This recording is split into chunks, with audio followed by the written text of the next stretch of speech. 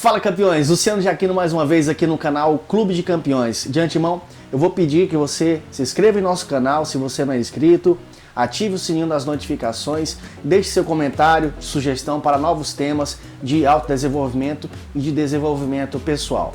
Bom, um analista americano constatou nas suas constantes pesquisas e consultas que o fracasso era mais aceito do que o sucesso na mente dos seus pacientes, na mente dos seus clientes. O que acontece? Tomando como base aquele pensamento bíblico, onde fala que não é possível servir a Deus e ao mesmo tempo a riqueza. É um erro, na verdade, de interpretação das pessoas.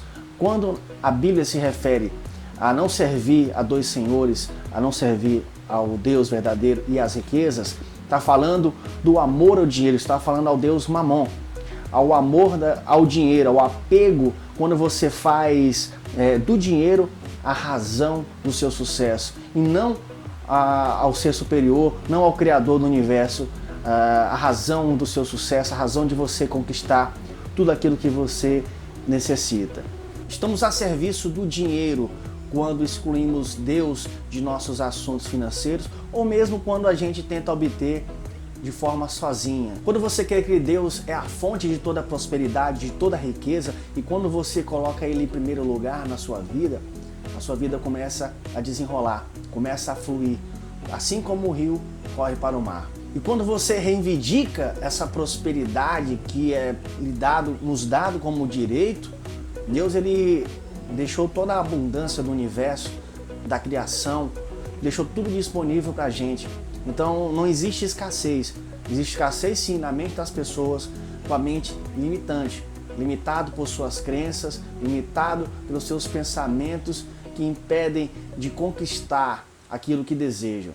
Mas quando você faz de Deus a fonte da sua prosperidade, a fonte da sua riqueza e aceita isso, aí sim você não vai estar idolatrando o falso Deus do dinheiro, mas colocando como o Criador a razão de todas as suas conquistas e de todas as suas vitórias. Me dá uma aflição no coração enorme quando a gente encontra pessoas por aí que falam: poxa, eu sou pobre, mas sou cristão. Ou então quando tem aquelas crenças limitantes que falam que os ricos já estão condenados ao inferno. Poxa, Deus é o Criador dos céus e da terra, de todo o universo.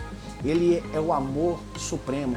Como um pai desejaria ver o seu filho na pobreza, na miséria, no opróbrio, passando fome, passando necessidades? É incoerente. A gente verifica que as palavras de Jesus, ele fala o seguinte: benditos sejam os pobres de espírito, porque deles será o reino dos céus. E quando ele está se referindo aos pobres de espírito, não são os pobres materialmente falando, mas aqueles que não têm orgulho, aqueles que não têm avareza, aqueles que não têm amor ao dinheiro. Aos humildes, aqueles que estão desprovidos de todo orgulho, toda avareza, de todo sentimento de apego às coisas materiais. Em Marcos capítulo 10 a gente vê outra passagem muito interessante, onde Jesus nos deixou um ensinamento valiosíssimo, onde ele encontrou com um jovem rico e Jesus se agradou dele de imediato e ele perguntou o que ele tinha que fazer para herdar a vida eterna. Ele falou: vai e vende tudo que tu tens e terás a vida eterna. Na verdade, Jesus constatou que aquele homem estava depositando a sua energia, depositando as suas crenças, estava dominado pelo dinheiro. E ele pediu então para que ele viesse se despir daquela dominação do dinheiro e assim colocasse a sua confiança no Criador, naquele que realmente lhe daria todo o sustento, a abundância em todos os sentidos da sua vida, para que não faltasse nada e assim ele tivesse a vida eterna. Aquele jovem rico, ao invés de dominar a sua fortuna, ele estava dominado por ela. E tem uma passagem aqui que Jesus completou falando: que difícil coisa é entrarem para o reino de Deus os que confiam nas riquezas. Então veja que o maior manual sobre a prosperidade são as Sagradas Escrituras. Deus, o Criador, é o maior interessado que você tenha prosperidade, que você tenha riqueza, que você conquiste todos os seus objetivos e realize todos os seus sonhos. Vejamos outra passagem onde Jesus teve interesse pela prosperidade dos seus discípulos, onde ele apontou um lugar para que seus discípulos viessem pescar e obtivessem uma excelente pesca. A Bíblia nos descreve a lei fundamental da prosperidade como a lei do plantar e do colher, do dar e receber. Já os cientistas chamam de ação e reação. Alguns denominam como a lei da oferta e da procura. Já Emerson compreendeu como a lei da compensação. Aquilo que você emite é aquilo que você recebe. Semelhante atrai semelhante. Ele demonstrou que a lei da compensação é a lei das leis, é a base de tudo. Certa vez, uma senhora que havia sido largada pelo marido estava em profunda miséria e foi buscar ajuda, uma orientação de uma sábia. E a sábia falou que ela precisava dar alguma coisa para poder receber. Sem dar, ela não lograria bom êxito, ela não receberia nada do universo.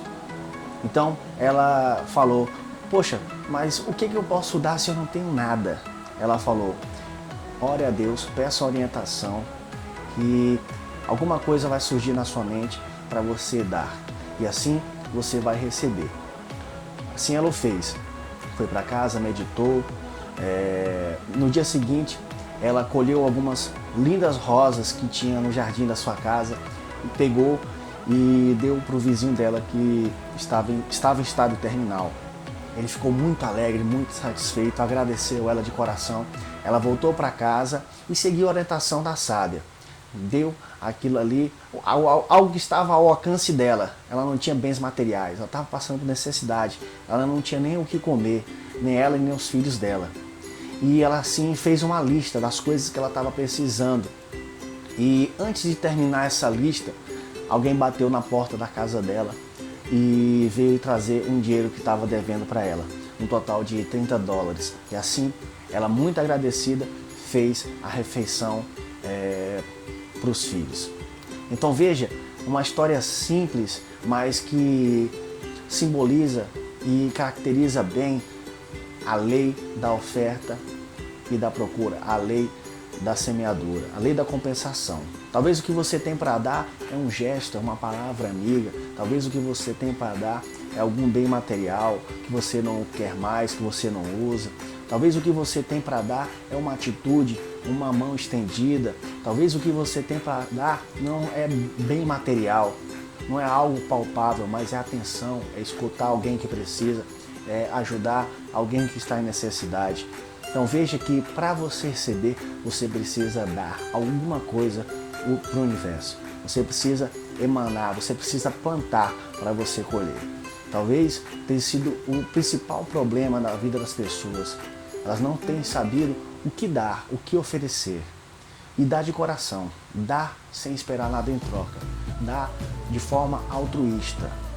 Há dois tipos de pessoas: as pessoas altruístas e as pessoas egoístas. As pessoas egoístas são aquelas pessoas que só pensam em si, só pensam em colher.